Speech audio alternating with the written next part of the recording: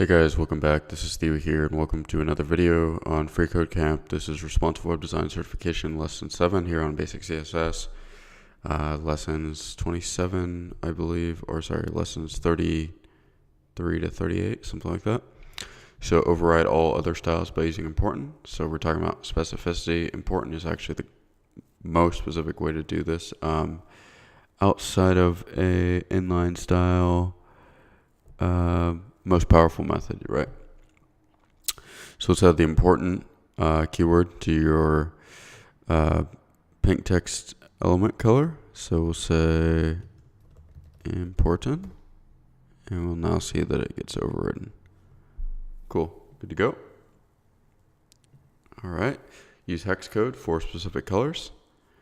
This is a hexadecimal code, which represents a color. So replace the word black in our body element with its hex code, which is 6 zeros, right? So we can do 1, 2, 3, and we can sort of see if we change this, right? So 3 actually works too. So either one. Right, good to go. Number 2. Now we're on number 3. Use hex code to mix colors. Replace the color words in our styles with this. So say Dodger blue. Change that to that.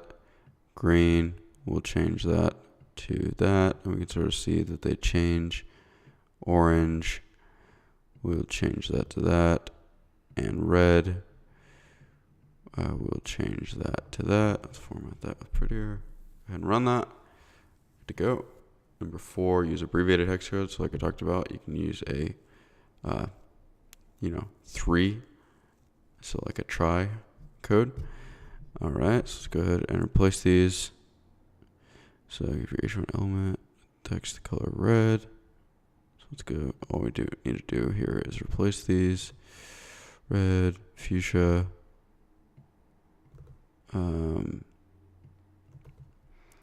green, and cyan, sorry.